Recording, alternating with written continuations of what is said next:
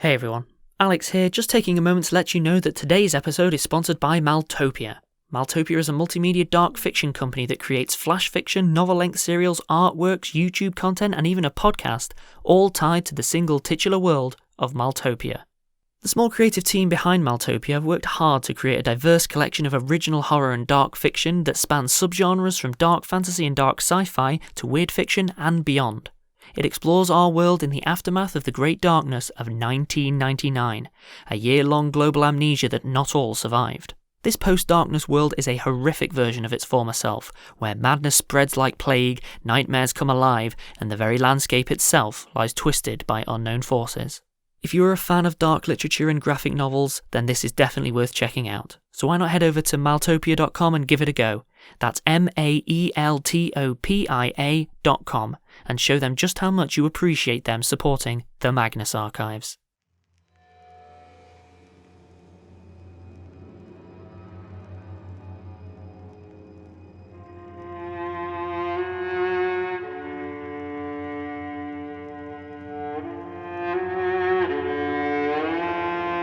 Rusty Quill presents the Magnus Archives.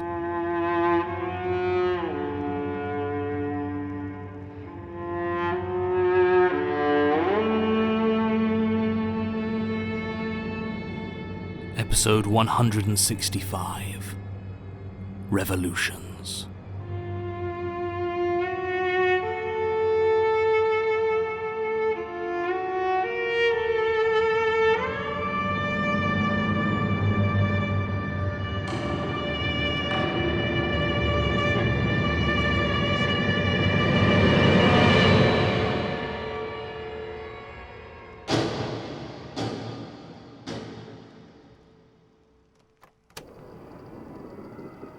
Wow. I told you. I mean, yeah, but when you said big... I meant big. Yeah, but... I mean, how big is it actually? It doesn't really work like that. Yeah, figures. If you tried to measure the diameter, it would probably only be a half mile or so. But the curve doesn't work quite right, and if you stayed at the same spot, just hopped on a horse or let it carry you round, it might be days before you passed the same spot, Or you might never see the same spot again. Exactly. Yeah. I think I'm starting to get it. Good. But you said we needed to go through these places. Is that even going to work here? We need to go through them metaphorically. Huh? Psychologically, we need to experience them. Huh. You think we could get that experience just walking along the edge? Because I really don't like the look of those riders. Would you believe me if I said they were the victims? At this point, I'm not even surprised. Either way, best not to actually climb onto the thing if we could help it. Fine by me. Never really liked merry-go-rounds anyway. No? You've gone on any recently? What? No, I don't think so. Not since I was a kid. I actually, there's one at London Zoo. Was one at London Zoo. Big old thing. Went quite fast, actually. Surprisingly thrilling. What? Seriously? It was years back, before the Institute. I was in a weird place. Had a good time, though. Well... I mean, obviously I wouldn't want to ride this one. We've got quite enough thrills already. Are you sure? I could speak to an attendant. I would advise against doing that. So you said the riders were the victims. Where's the monster? I'm hoping if we're quick we can avoid her notice. Her? John, please don't tell me there's an evil clown doll down there, because... No, Nicola died with the unknowing. It's, an old friend. Oh. Yeah. I'd really rather not deal with her if we can avoid it. Yeah, good call. In that case, do you want to do your thing now then, before we start moving? Are we close enough? Yes. Yes, I think so. Good idea. Thanks. You might want to take a bit of a walk. This feels like a strange one. What does strange mean with something like this? Don't think you want to know. Good point. Okay, well, good luck. I'll be over there.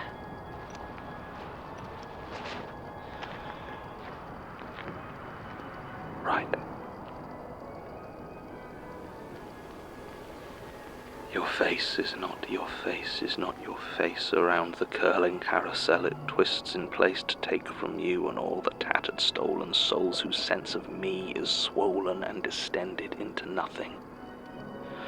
Round and round and round it goes, and when it deigns to stop, who you might be you cannot know. So touch and feel the skin atop your skull to test the limits and extremities of where this canvas comes to rest, in robbed identities and peeling names that you would swear were never yours. The music swells through you. The music vomits from you. The music calls a name that through the tears of half-grasped memories seems almost and eternally familiar. So dance. Dance to the beat of the thump of the chase of the still and plastic horse hooves, which cannot break from where they are secured by bolts and glue, an eggshell-thin reality that paints a visage of sense almost enough to tell you that the nausea that swells and pushes at the limits of your mind is incorrect. There's nothing wrong. The world in which the carousel will twirl is not the hollow hell you fear, it is the world. Just the world.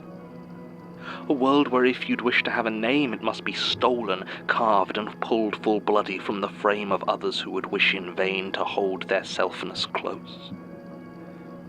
You want a face? Take it.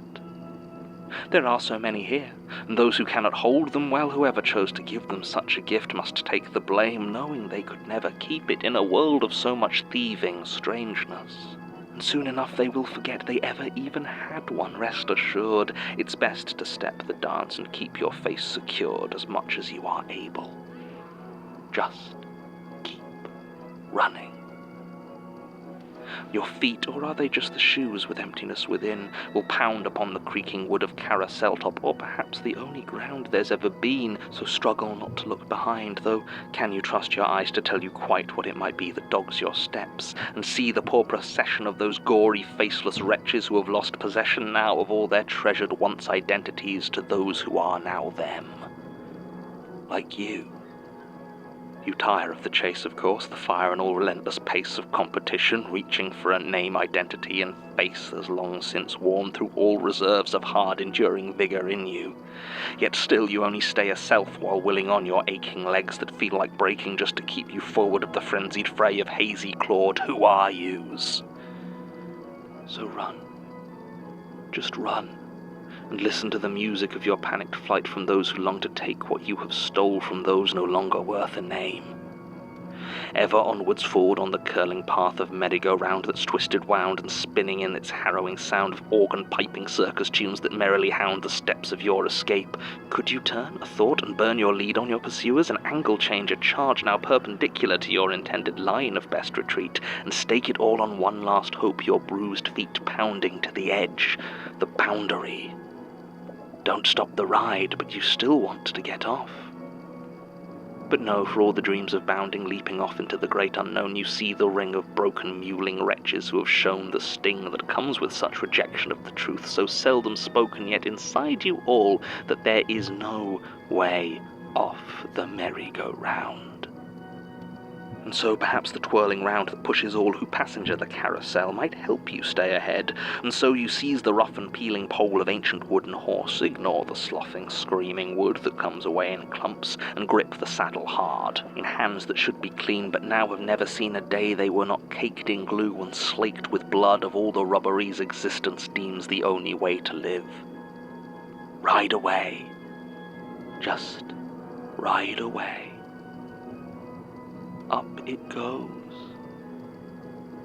Down it comes. Hold fast to the joy of the rise, despise all thoughts you might descend. And in the end protest against that fall back down to painted wooden spinning earth with all the tear-streaked grasping of the mass of gasping, still unnamed oppressed. Cry to the horse, go higher, faster, offer painted apples that you think perhaps it might desire, but the frozen face is still the same, the simple cast of equine terror, framed and caught in wood and plastic bulging eyes of fear. Its pace remaining as it ever was, it does not care for coming pains as you are torn. Doesn't it know who you are? No. anytime soon. Neither will you. Although to call it all is lost is more dramatic, yes, than has been earned, for those upon this carousel who have not been you already, perhaps they know without a memory how good it is to have a face and name. It's not the same as what you had when first you climbed the brightly painted stairs, but not the worst who you have been. And as the horse drops through the air into the crowd of eager waiting thieves, you are unbowed and yes, afraid, but still the music plays and turns the world upon its gaudy axis. You will be someone again someday. The hands and fingers reach and breach the gentle veiled complacency and respite that had just been yours upon your mount's ascent, and now the wood is bent and bowed as faceless things who long to be a who pull splinters from the rot of screaming saddle and of rider. You, who feels the mask of sharp and hard identity begin its gentle fracture into jagged shards of names that you once were. "I'm still Hannah," you try to scream, but are you? No. Perhaps there's some Veronica as fragments there, or Julian, or Anya, but no. You feel the last of names and who you might have been be torn away and borne towards new bodies. New pages blank, determined to be people. The rotten, ragged rush of fetid fingernails that dig and push and reach around the edges of your face until they scrape against the bone in such a rough, scratched tone that rocks and echoes through the space that was your mind, and when they peel it from you, like the skin of an orange, the skin of an apple, the skin of a pig, the skin of a child, the skin of a you, then comes the briefest flash that surely now it's done, so much perhaps the pain will be somewhat lessened. There's no way it could hurt as much as you remember, but it does. And so, of course, you scream, and curses foul obscene will tumble garbled over where there once sat other people's lips, or yours now gone, and teeth that once shone yellowed ivory a crimson in the flowing sanguine flood. And as you lie in agonies and fading dreams of personhood, of knowing who you were and what that might have meant, you hear the bitter whisper of recriminating seekers who have found the treasure of their eager dreams, but see, it seems there's not enough for all. And so they fall to frantic tearing conflict, just as vicious as it was when it was bearing down on you. You lie there in the fugue of vivid pain and feel that gentle rain from violence overhead, as some fall dead, or close as this place lets you lie, for truly thus to die would be too eager an escape. And listen to the ebb and swell of slow melodic wail that well you know conducts the flowing rhythm laced into this endless, faceless dance. At last Victor breaks away in clinging heartfelt terror of his former comrades, sprinting, bold and holding to his skull the severed face that was once yours. Willing it to stick, as those who notice try to pick themselves back up and give pursuit to close the gap. Perhaps you should arise and follow on the things that once you would despise but now have joined. You are, of course, a faceless thing as well, and so should quickly march the pace of those who chase the selfsame prey. But now it is too late, they've gone. Their chase will not abate until their former friend is ripped apart in turn, and you have learned to wait. For there are many faces out upon the carousel, and many names that you might be. So bide your time a while and wait the coming of another one whose fate and face might sit upon your grinning carmine skull. So turn with the turn of the merry-go-round and dance to its jolly old song. Who will you be? With a name or three, and a stranger's face worn wrong.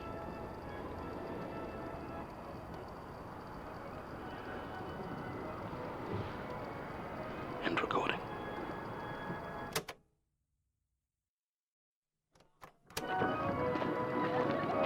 You're joking. I'm not. So was it any good? What do you mean? Was it a good poem? I don't know. No. You're the poetry expert, Martin, not me. Well, did it stir any feeling in you? Yes. Nausea. Because of the horrible things in it. It's not quite what I meant. Then I don't know what you mean, Martin. I'm not a poetry person. I don't get it. I never have. That's fine. I understand. Look, I'm better than I was. I used to think all poetry was bad. Sorry, what? I mean, I just thought I sort of thought it was pointless. Just write some prose and stop wasting everyone's time. What changed? I don't know, I just mellowed on it, I suppose. That's kind of weird. In my defense, there is a lot of bad poetry out there. I guess. I kind of want to hear that tape now, see how artistic the stranger actually is. Or just look up, see it for yourself. No thanks. I'm trying to avoid thinking about it, actually. Of course. Sorry. How much further? I think we're past the worst of... What? She's here. My dearest colleague. Just get back. I can't believe you decide to pass through my neighborhood and not say hello to dear old Sasha. Just ignore it, Martin. Oh, you wound me, Archivist. And we used to be so close. I have nothing to say to you. Nothing to say? Well, you crush me, bury me in the foundations of your little temple for a year, and now you have nothing to say. Leitner did that. And Peter released you.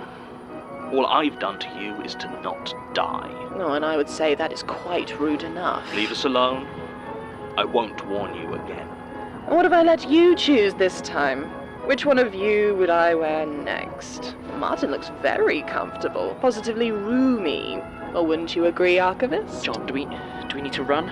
Oh yes, Martin, you very much do. I'll even give you a head start. John? You're bold. I'll give you that. Last chance. Desperate for one last morsel of terror from us. A final sip and then we're gone. Somehow we managed to keep just ahead of you and get away. God forbid you actually catch us. Doesn't bear thinking about. John, what are you talking about? She can't touch us. We're so far beyond her now. She's just like everything else here, ruled by the eye. And she hates it. Oh, of course you want to wallow in my shame like your voyeur master. Do you know how it feels? To be anonymous and yet known? To have all the sweetest dread I can create tainted by the relentless gaze of that damned eye. Well, I've suffered enough. Pathetic. Martin, let's go. Not as pathetic as your little friend when I ate her life. What did you say? I'm sorry. John? You were wrong, you know. There is more suffering than you can ever experience, so much more. The horror of your victims, their constant, senseless agony. Feel it now. Understand it. You have drawn out so much despair, and now, finally, it's your turn. Ceaseless watcher, turn your gaze upon this wretched thing. No! No! Please, no!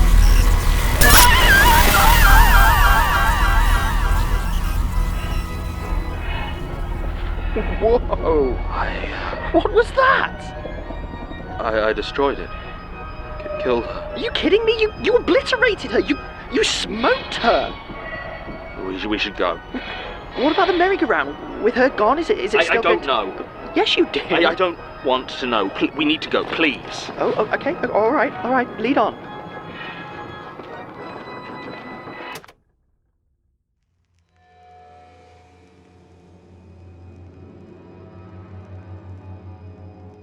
The Magnus Archives is a podcast distributed by Rusty Quill and licensed under a Creative Commons Attribution Non-Commercial Share-alike 4.0 International License.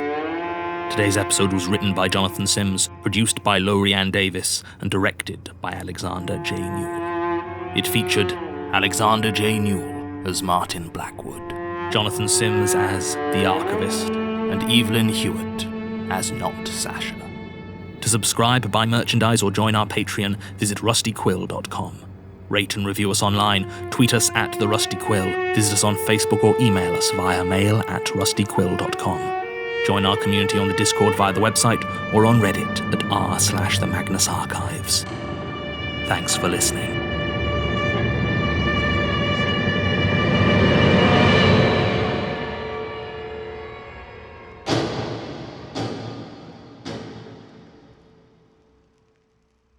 Hi everyone. Alex here. I'd just like to take a moment to thank some of our patrons. Anastasia, Simon Felkis, Monica Quirk, Duplis, Tori, Self-Aware, Molly, Air Mid-Celt, Diane, Siafika, Ivy Piper, Lilikoi, Maya Flink, May Parsons, Eddie Currant, Ellie LaSalle, Diana Reed, Kieran, Harry Thompson, Erin Biddle, Malraza, Jasper, Is the End Looking for Any Sexy New Avatars? Graham, Lay, Jean, Sharon V, Disaster Nick, Amanda Nengel, Kiora Hernandez, Shannon O'Leary, Annika Dumont Arvantis, Reagan Mellon, Jacob, Keelan Lawler, Felix Nicol, Jasmine Bloom, Brendan Abolivier, Lysimache, Aaron Bursar, Mandy, Zach Davis, Becky N. Thank you all. We really appreciate your support. If you'd like to join them, go to www.patreon.com/Rusty Quill and take a look at our rewards.